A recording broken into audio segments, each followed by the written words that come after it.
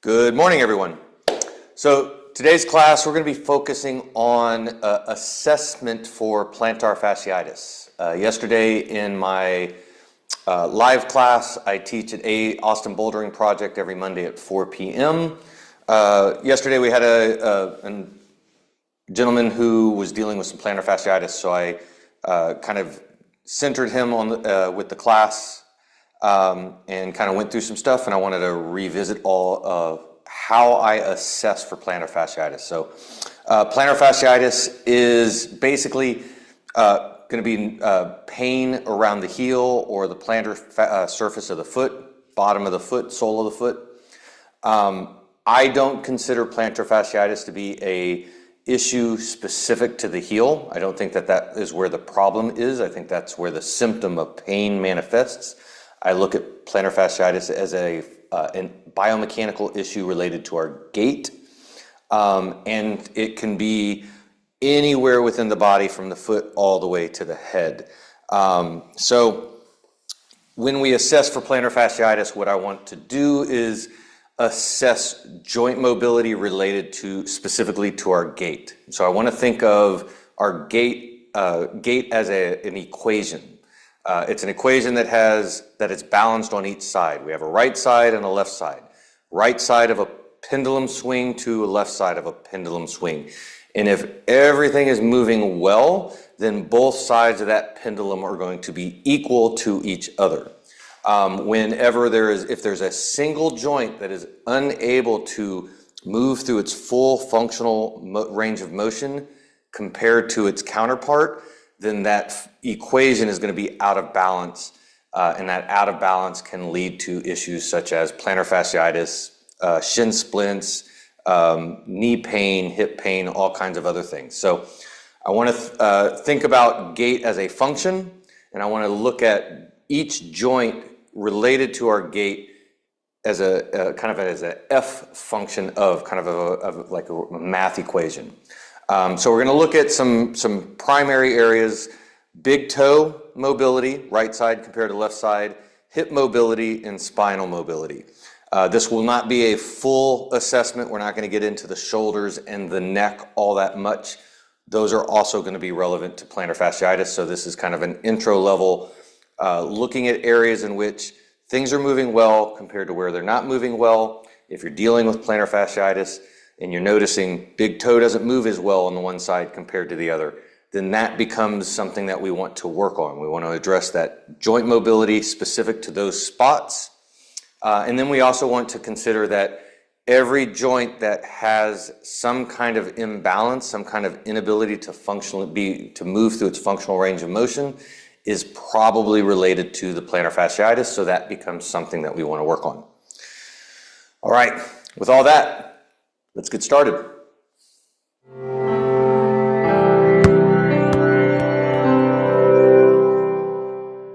So we're going to start in quadruped. First thing I want to do is start assessing the big toe joint. So we're going to start with the toes tucked, and I want the heels lightly turned in towards each other, so that the big toe is the primary toe that is tucked underneath and loaded into the floor. From here, start with some nice inhale breaths into the nose, filling up our crocodile breath, feeling that nice expansion of the abdominal wall. Exhale, drawing navel all the way into the spine. Let's get a good 2-3 breaths just to kind of get our breath synced in. Nice inhale, fill that abdominal wall. Exhale, feel that navel draw into the spine.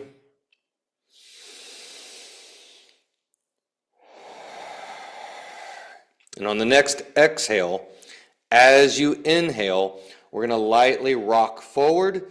And on our exhale, we're letting our hips sink back to our heels. I want to feel the weight of our hips sink into the big toe joint. Feel that big toe stretch. Feel some stretch in the arch of the foot. Inhale brings us back forward. Exhale, feel the weight of your hips sink to your heels. And as you're going back and forth, Start to feel, is there a difference between the right big toe and the left big toe? Is one toe stiffer, tighter, more restricted, inflexible? Is it painful? If it's painful, then I want to back off. I want to make sure that we are not pushing beyond a level 3 on a scale of 0 to 10. Really, I don't even want to touch a level 3. It might help to look at your toes, your big toes, to see, are you getting the same amount of mobility in each one? Sometimes a stiffer big toe is just not going to get as deep, and you're not going to feel the stretch because you're starting in a different position than the other toe. So kind of get a visual look. Can you see that they're in the same position? Are you getting as the same level of movement in the joint of the toe? Once we do about 5 to 10 reps, we're going to turn the heels out, tucking all the way underneath to the pinky toes. And we're going to do the exact same thing. Inhale as we go forward, exhale as we allow the hips to sink into the heels. Inhale. And I want to feel the difference of how does this stretch to the outside aspect of the foot. Those outer toes, outer part of the arch of the foot. Is one side tighter, more restricted than the other side? And if you're noticing a difference, then I'm going to assume that what you're feeling, that difference, that tighter side, is related to the plantar fasciitis. Even if it's on the opposite foot, it's going to be related. After we get 5 to 10 reps, we're going to allow our tension, or we're going to sit hips to heels in light tension. And at this point, we're going to do some windshield wipers with our heels, rolling the heels from out across to in, so that we're rolling into that big toe joint and then rolling back out to the pinkies. And again, feel the difference. Does one foot feel tighter, more restricted at the big toe joint, or in the middle of the arch of the foot? Do you feel greater tension than on one foot than on the other foot?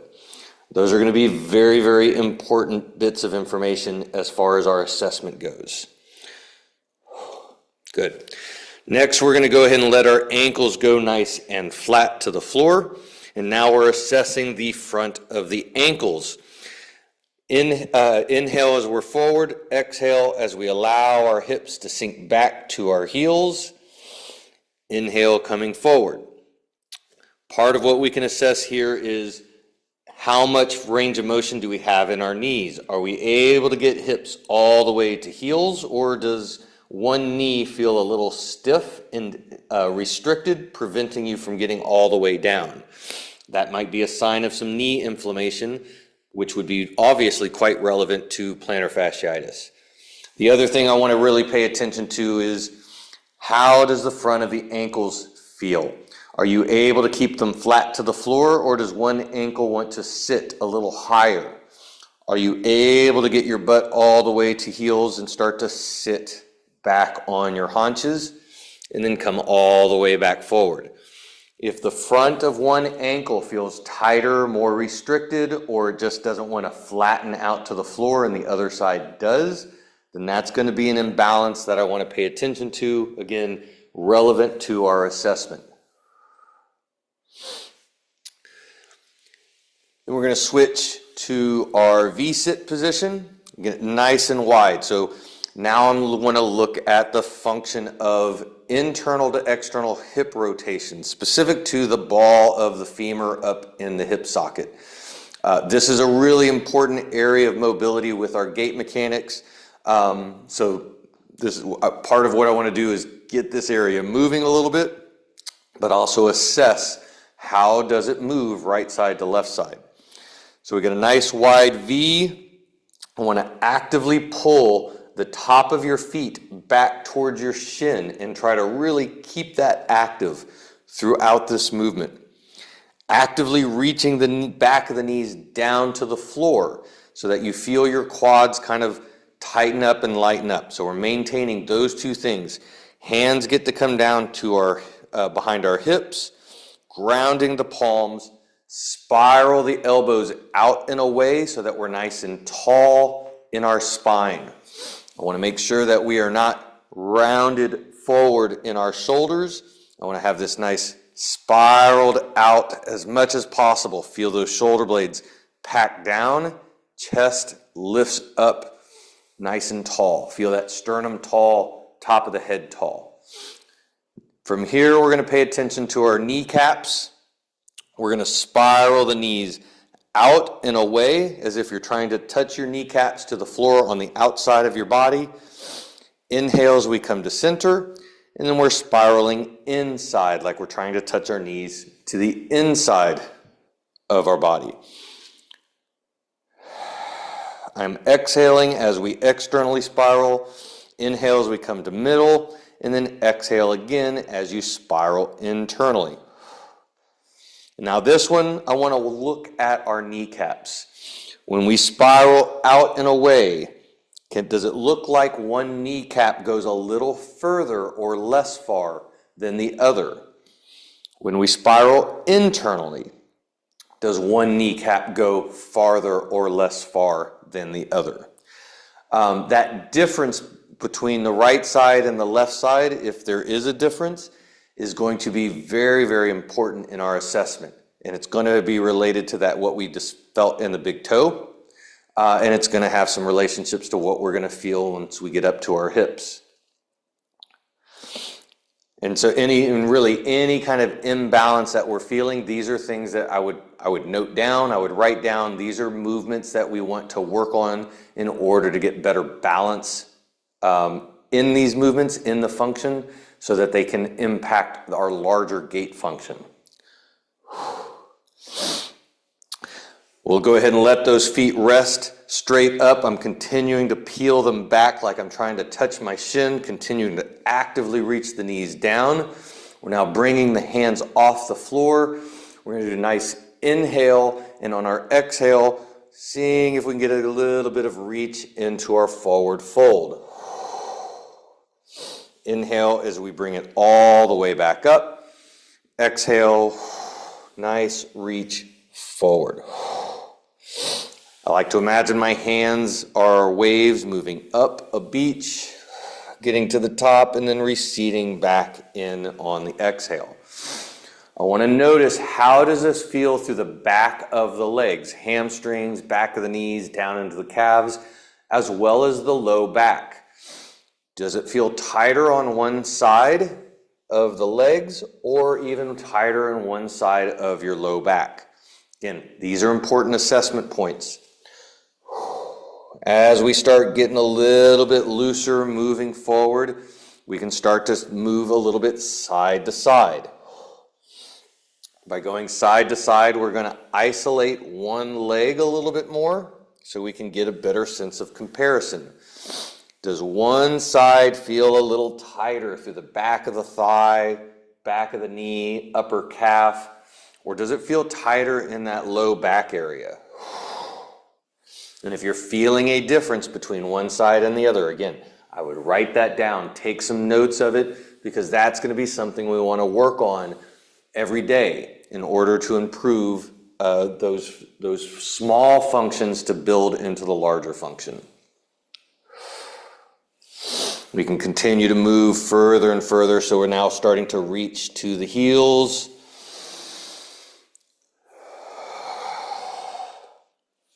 I'm a little tighter and more restricted when I reach to my left side. My right side, I feel like it's a lot easier. When I reach to my left, it's not the back of my leg that feels tight, it's my right side low back. So again, that would be something I would take note of. That right side low back feels a little tighter than the other side. Next, we're going to go ahead and move into our shin box. I am in my left side shin box. Left knee is forward, left palm is down and grounded.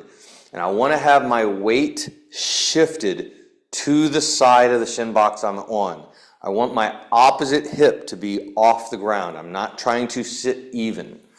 If I'm sitting forward, the tip of my knee should be on the floor. I don't want that knee sitting up. If I'm sitting up, my weight is shifted more center or onto that back hip.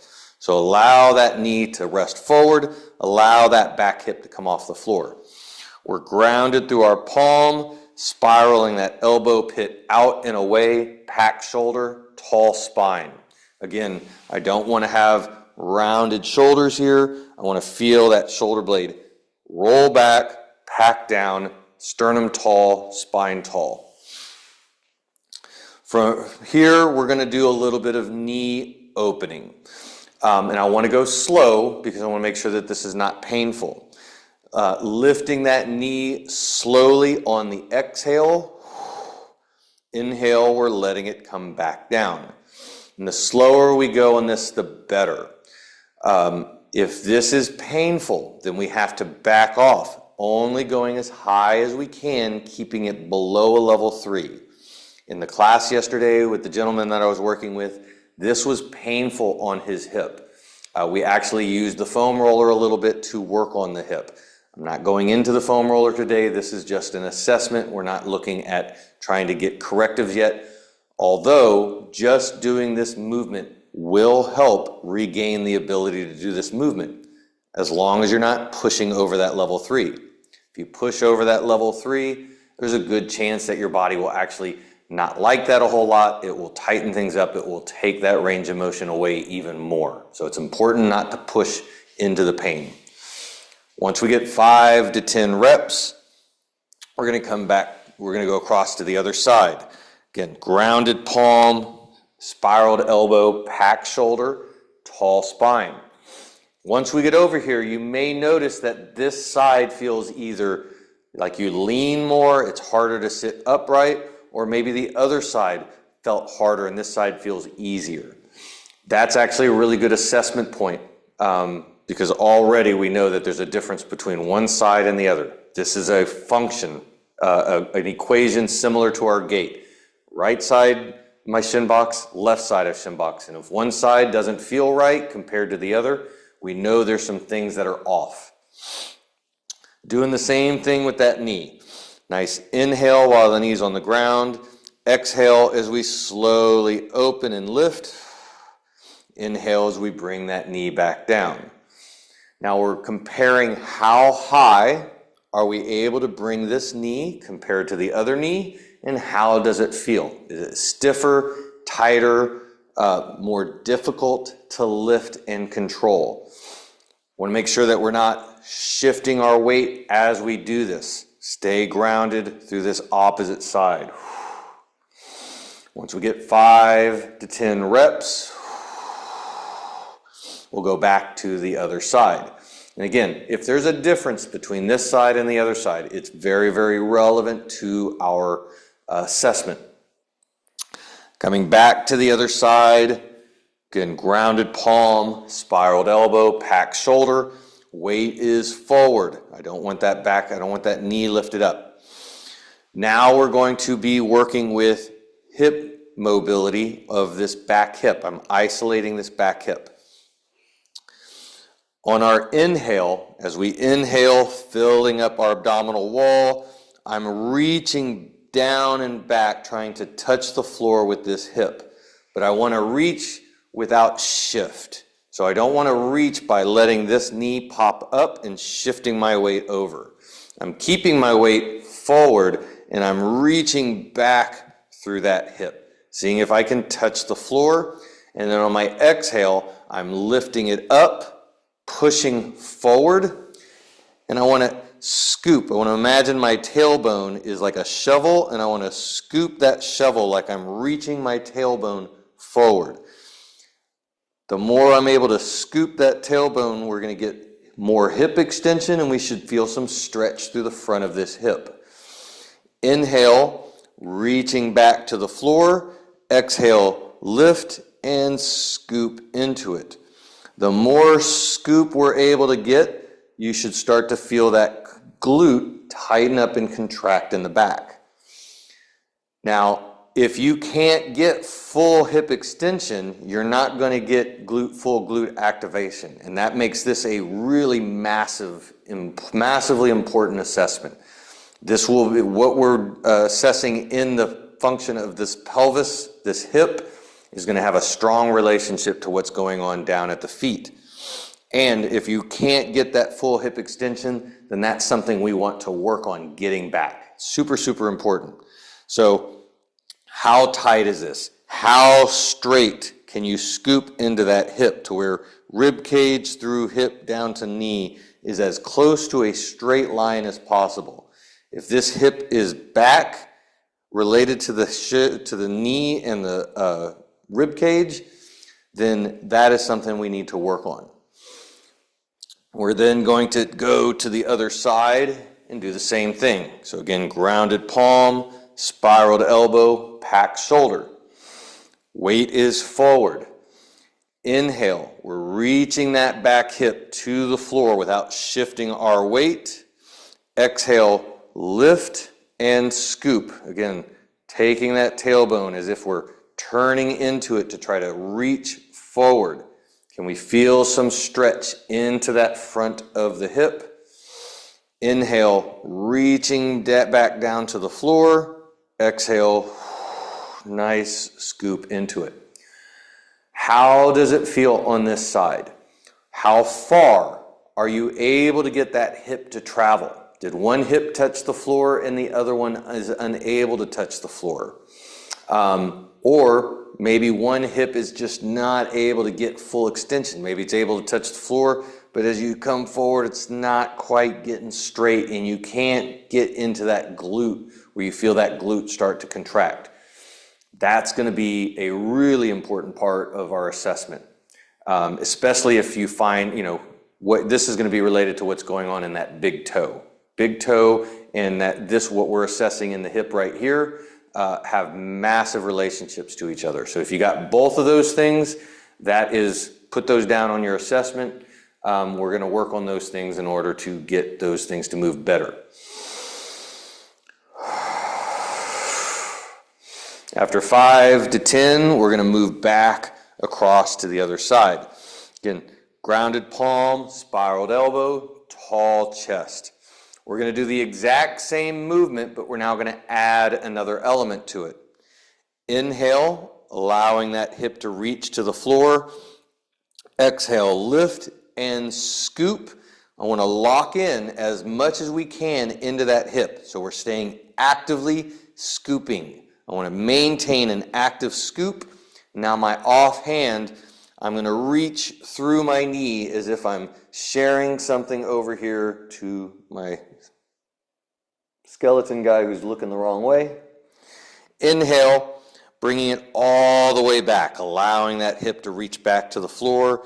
Exhale, scoop. Again, lock it in. Continue to actively scoop as you reach. This reach, we should feel this stretch in the front of the hip on the scoop, and the reach is going to draw that scoop stretch into a rotational stretch into our low back, possibly up into our shoulders. Really get a sense of how tight does it feel at the hip, as well as getting into the spine and into the shoulder. And then we're going to bring that across to the other side.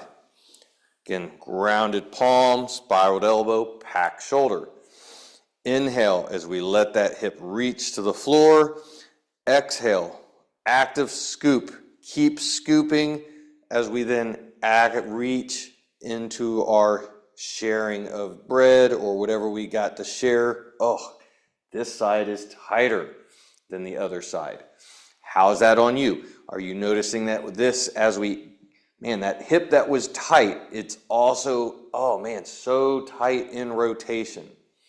If you're feeling that, then this movement is something that is missing in your gait mechanics. This is going to be something important for us to work on. And hopefully you're noticing with each one, by moving slowly, cautiously, safely, non-forcefully, not pushing into or beyond a level 3, that with each exhale, with each reach, you're able to go just a little bit further with ease, not with force. If you have to force it, you're doing it wrong. Forcing it is going to actually create the opposite response from the nervous system. The nervous system doesn't like things being forced. It will tighten up, get protective, and it will take it away from you. So it's important not to force these movements, especially when we're assessing and doing our corrective work. Coming back to the other side. Now we're going to get into some folds. So with folds, we're going to start one side at a time, and then we're going to work side to side. I want to have, I'm still forward on that front hip, but both hands are coming off the floor a little bit. Back hip is still largely off the floor. I want to keep the shoulder blade, the shoulders square to the shin, the front shin. On our inhale, we're still allowing that back hip to reach to the floor, but again, I don't want that knee popping up. Exhale, we're lifting and scooping and actively scooping into it, and then both hands are evenly reaching through that shin. Again, square shin, square shoulders. Inhale, we're coming back up, all the way allowing that hip to reach to the floor. Exhale, scoop. As we forward fold. And with each one, we're seeing if we can reach just a little bit further. Notice, where does this feel tight and restricted? Do you feel it in this back hip more? Do you feel it in the glute of the front hip? Do you feel it in your low back? Things I want to pay attention to on this. I want to avoid rounding the back and dropping the head or dropping the chest straight down. I want to maintain that nice, tall, long spine. And as we reach, the spine maintains its length, and we're just sliding the hands forward, and then inhale, coming back. And then we're going to switch and do the same thing on the other side. So again, chest is square, shoulders are square to the shin. Nice inhale, allowing that back hip to reach to the floor. Exhale as it scoops. Again, lock it in, actively continue to scoop as we add our forward fold, keeping the chest square to the shin. Notice if it's harder to keep your shoulders square to the shin on one side compared to the other. That's going to already be an indication, an assessment point. If it's really hard to maintain that squareness, maybe you feel like you're leaning more, it's just hard to even get into the position. That's going to be a relevant part of our assessment. Then, as we reach, do you feel it more in that front of that back hip? Do you feel it more in the glute of the front hip? Do you feel it more in your low back? How does this relate to how it felt on the other side? Again, those differences between one side and the other are going to be very, very relevant in our assessment. This side is significantly tighter for me today.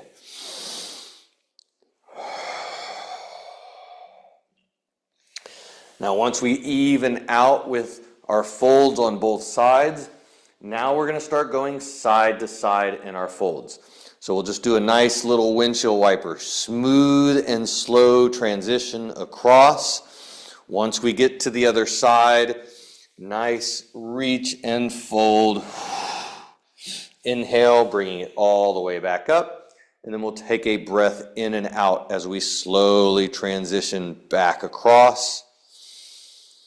Ready to exhale in our fold on the other side. Now at this point, I'm less concerned about maintaining a square shoulders and shin angle. We get to be a little bit more exploratory in our fold, but I'm still comparing left side to right side. And by going back and forth between each side, we can better compare what is similar and what is dissimilar. Where do you feel ease of movement compared to where do you feel dis-ease of movement? I also want to be assessing our windshield wiper. Is there some gristliness, some crepitus, some grindiness within that hip? As long as it is not painful, I want to use that as an assessment point. If it's painful, then we need to make sure that we're not pushing into that pain. And if you do have pain over a level 3 with any of these movements that you cannot control and back off of, then I'm going to say stop the assessment, schedule an appointment with me, and let's talk it out and figure out what needs to happen in order to get you back into these movements. Now, we're going to continue to go back and forth, but now I want to start to open up our angle of our shin box. So we're going to start to let that back leg open, slide back, open up a little bit, continuing to get into our fold. Inhale, we can slide that leg up for our windshield wiper, get to the other side, and then let that leg slide open. By changing that shin, the angle of our shin box, it's going to elicit a little bit more mobility feedback. How does that back hip feel when we start to open up into our shin box? How does that front hip bit feel? Are you able to get a little bit more length and stretch into that glute? And how does it feel on the right side compared to the left side? And as we go back and forth, we can continue to let that leg slide a little bit further back, opening it up, getting closer and closer to what you can consider a yoga class pigeon pose. Although I'm not overly concerned about getting into that end range pose unless you are able to get into it without pain and without force. But really here, we're still assessing. What is the difference? How does this feel on the right side compared to the left side? When I reach through my left side, I have so much better ease of movement. When I come to my right side, it's starting to balance out a little bit, but it's still different. I have greater tension in this left hip in the back. I have a little bit more tension in the right side of my low back as I fold. So again, I want to be really paying attention to as much of these assessment points as possible. And again, it's very helpful to write them down because by the end of the session, you're going to have a number of things that if we don't write it down, it's going to be hard to remember them all. All right, so now we're going to get into our half kneeling position. Now, if you have very sensitive knees, half kneeling can be very difficult. These movements can also be done in a chair. I have some chair mobility videos that I would recommend. Maybe I'll try to remember to put one in the link so that if you need to go to that to have an explanation and description of how to do this movement without being on your knees. So half kneeling, I want the big toe tucked underneath in the back as if we're going to spring out of this position into a sprint. The knee is directly under the hip. Shoulders are over the hip, head over the shoulders. I want to avoid being leaned forward. I want to be nice and tall. Again, big toe is tucked. I want to feel that load through the big toe. Should be getting a little bit of a stretch. We're going to start by going into our breath, filling up that abdominal wall. Allow that breath to move into the belly. And we're going to let that pelvis tilt forward so that we get a little bit sway in the back. Belly kind of opens up to the front, arch in the low back. On our exhale, we're drawing our navel in and we're scooping our tailbone. Again, I want to feel that stretch through the front of the hip. Inhale, breathe in, fill that belly up. Exhale, feel that scoop. The more scoop we get, the bigger this stretch will be through the front of the hip. If we're able to get full hip extension, we'll start to feel that glute tighten up in the rear. Also notice, how does that big toe feel? Does it feel really tight and restricted as you scoop? That's going to be a relationship, big toe to this front of the hip. After about 5 to 10, we're going to switch to the other side. Again, load it, tuck underneath that big toe, load it up so that you feel a little bit of a stretch. Hips over the knees, shoulder over hip, head over shoulders. Inhale, filling up that belly, getting a sway in the low back. Exhale, draw the navel up and in as you scoop that tailbone. Again, I'm trying to reach that tailbone as if I'm trying to scoop it and touch something out in front of me. Inhale, nice open belly, big sway in the back. Exhale, scoop. Now, something else to kind of pay attention to on this. Obviously, we're noticing that front of the hip, but also notice the low back related to this belly going forward, getting this sway in the back.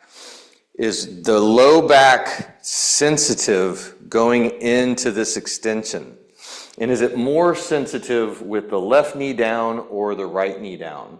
That will be another assessment point. If you're feeling some discomfort in the low back, in that spine, related to our pelvic scoops, and it's different on one leg than it is on the other leg, that's going to have some significant relevancy in our assessment.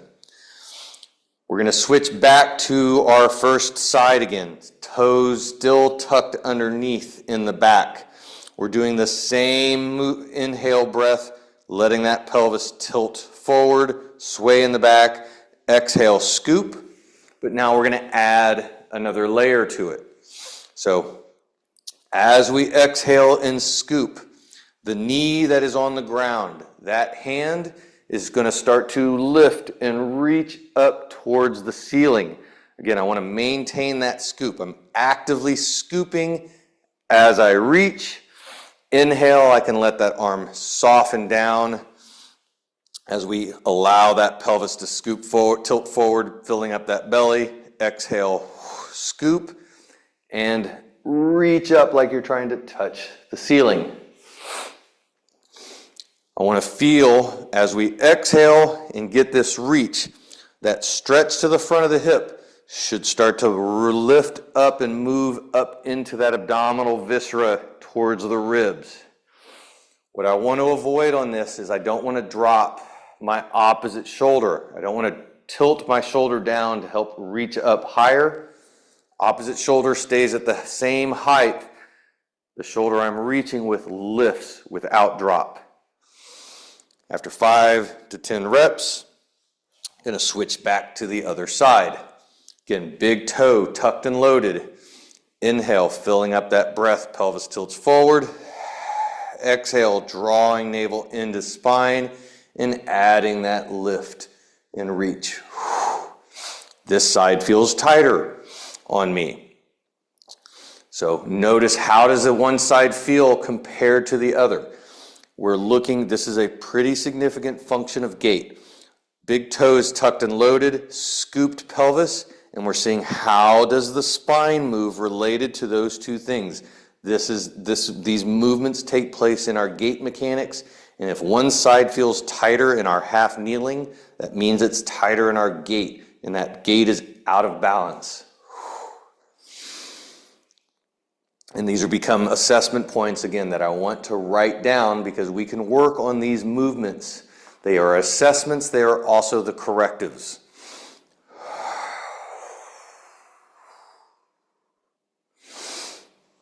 Good.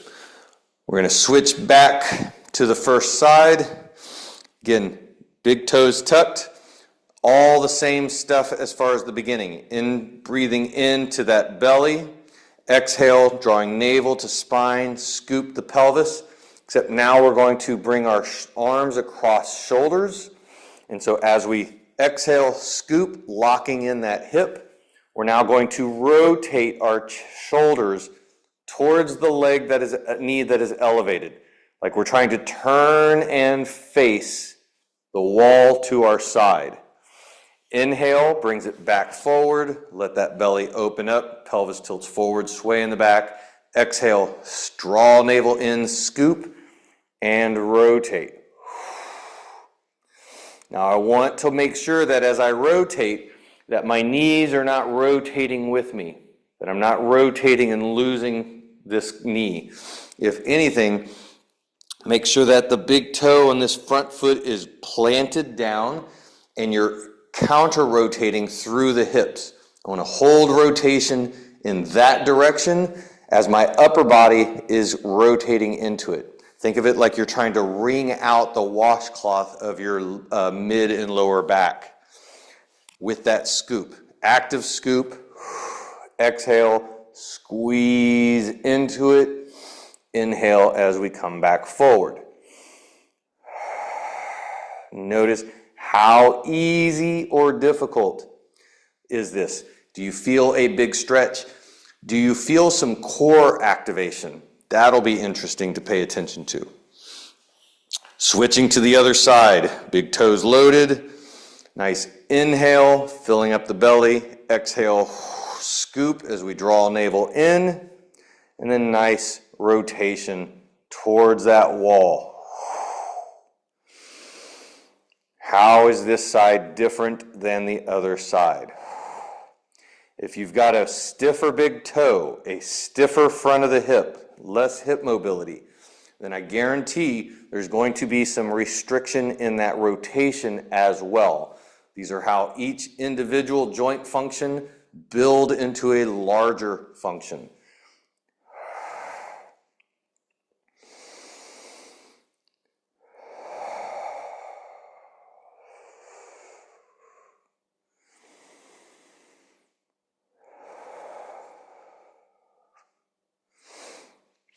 Good. All right. So now we're going to bring things down all the way to the floor. We're going to get into baby rolls. Baby rolls are a great assessment for gait because I consider baby rolls is where we originally start to work on our gait as babies. And I can get into that in another video. So laying on our back, arms are coming up into a nice Y position. I want elbows resting on the floor.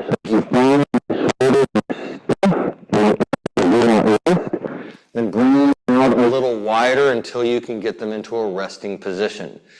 And if you're noticing shoulder stiffness right off the bat, that is going to be a part of, we're not working on shoulders and neck, but your shoulders and your neck are going to be relevant to what's going on at the foot. Both feet want and your feet are about hip width apart. And I want to have some light press through the heels. Pressing to the floor. From here, we're going to take a nice inhale breath into that abdominal wall.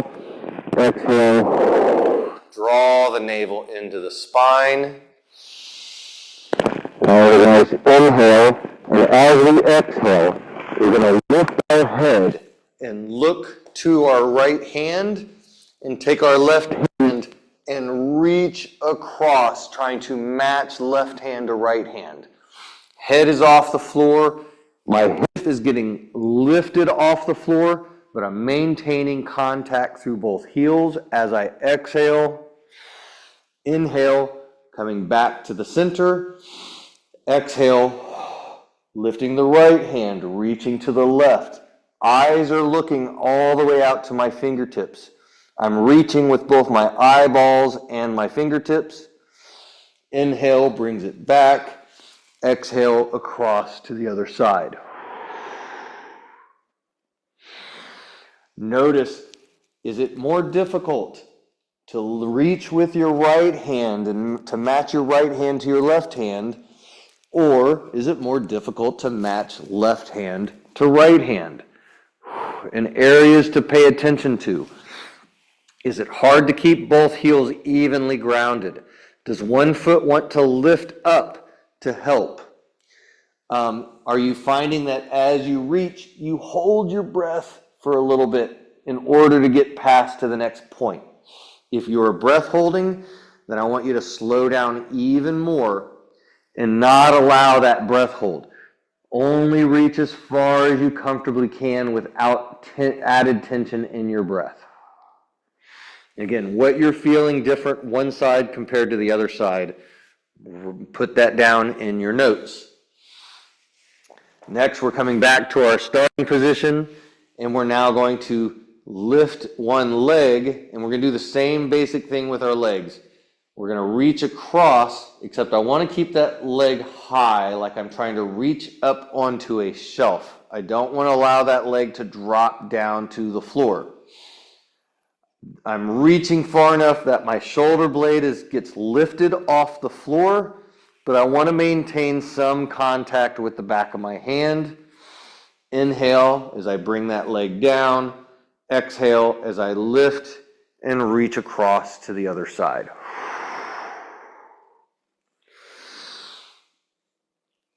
And again, as we go in and out, one side to the other, I get a little bit more stretch on this right side low back. Through this side, when I go to the other side, it's a lot easier.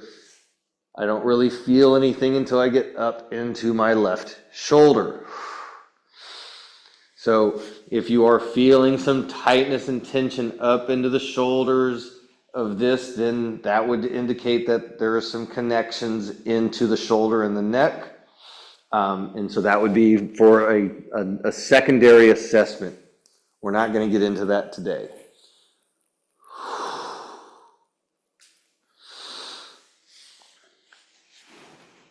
All right, so now I want to very slowly come all the way up to standing. Since we just did some baby rolls, I want to make sure that we're not dizzy and lightheaded, so take your time going from laying down to sitting up, and then from sitting up to standing up. So we're now going to do very similar movements that we did in the half kneeling in our standing position. So we're going to stand both feet together, and then I want to take a nice reach back. Think of this as like a gait stride. How big is your gait? I want to reach back through that back leg, and I just want to plant the ball of the foot on the floor. I don't want to shift my weight back onto it. I want to keep the majority of our weight forward on that front leg. That front knee is going to have to soften a little bit and bend in order to reach back. Once we are reached back, now we're going to play with a little bit of toe mobility. I want to actively reach my heel like I'm trying to touch the wall to my back with my heel and actively straighten the knee. And then we're going to plant into the floor through the ball of the foot, softening the knee, letting the knee bend, and driving the heel up to the ceiling, getting some stretch into that big toe. And then we're reaching that heel back, actively straightening the knee. As you reach that heel back, it's like you're trying to touch the floor or touch the wall behind you, and then letting that knee soften as we plant down, feeling into that big toe joint. And we'll just do 5 reps, nice and slow. I'm exhaling as I plant, inhaling as I reach. And as you reach through that heel and through the knee, see if you can feel a little bit of stretch through the front of that same hip. And then as you plant down, driving the heel up, feel that stretch more at the big toe joint. And we'll come up, and we're going to switch to the other leg. Nice step back. Again, don't shift the weight. Ball of the foot is planted to the floor. We're reaching that heel back, actively straightening the knee, and then driving through the ball of the foot as we lift the heel up to the ceiling, letting that knee soften. How does this big toe feel compared to the other one? This is going to be a little bit more relevant to our gait mechanics. You should have about 65 degrees of big toe extension in both toes. So if one toe is a little tighter than the other, then that means you probably are limited in that big toe extension, which is going to affect gait mechanics. My left big toe is noticeably tighter in this one today. Maybe that'll help. Switching back to the other side. Getting into that same position. I'm going to change my position here. So everything else we just did is the same. Actively reaching that knee back, actually reaching the heel through the floor. As we inhale, as we exhale, planting down, driving the heel up to the ceiling, softening the knee. Then we're reaching that heel back, straightening the knee, and lifting up, reaching to the ceiling at the exact same time. So I'll show this from side view. Inhale on this one. I'm going to reverse it. Inhale, letting the knee soften, lifting the heel up to the ceiling. Exhale, reaching that heel back, straightening the knee actively as we lift and reach like we're trying to touch the ceiling with our hand. So I'm trying to touch the ceiling at the same time that I'm reaching back through the heel, trying to draw traction through the entire body. How high can you feel that shoulder and that hand lift? How far back can you feel that heel reaching away? Do you feel some stretch through the front of that hip? Do you feel it into the low back?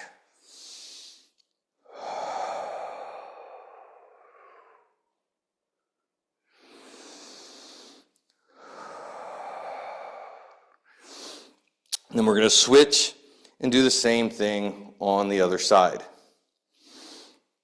So again, nice stride back. Weight is still more forward than it is backwards. We're inhaling as we let the knee soften, planting into the ball of the big toe. Exhale as we straighten that knee, actively reach the heel, and then reach up and lift to the ceiling. Inhale as we let it soften, bending the knee, planting the foot. Exhale. Straighten that knee actively. Reach that heel back as you extend those fingers as high as you can to the ceiling. Does this side feel tighter, more restricted than the other side? We are now getting into more large chain gait mechanics. So more than likely, all the little functions that you were feeling tight, you're noticing how they all interrelate into our gait, our larger gait function. Good. Coming back up to start. I'm going to switch back to our first side. Again, nice step back. Everything from the hip down is the same. Inhale, let the knee soften. Exhale, straightening the knee, reaching back. But now we're switching to the opposite hand. The leg that is in forward, we're going to bring that hand up, shoulder height. Fingers are spread wide. And we're going to spiral those palms up to the ceiling. And then I want to see how much can we rotate our chest towards the wall at our side. Before we do that though, I want you to find a point on the wall in front of you and fix your eyeballs on it. So as we inhale, soften, knee bends, exhale, reach, and then we're rotating chest, trying to turn that chest towards the wall at our side, but don't lose eye contact with that point on the wall. Inhale, we bring it back forward. Exhale, reach and rotate.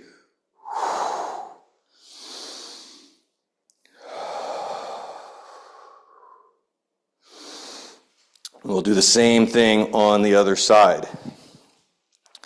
So I'm going to do this one from a side position. So as I take that nice step back, my weight is still forward, actively reaching that knee back, extending the knee, reaching the heel, opposite hand, rotating away, but my eyes are fixed on the wall in front. My hands are spread on that back arm, on that elevated arm, and I'm spiraling that palm up to the ceiling as I rotate back.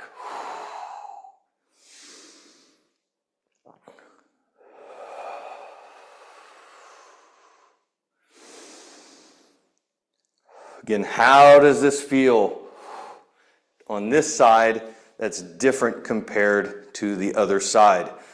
Hopefully you got a lot of good notes from this. The areas in which you felt differences one side to the other, start practicing those more frequently throughout the day. Try to get 3 to 5 reps multiple times through the day. I think you'll find that that starts to contribute to some relief in your symptoms. Hope that helps.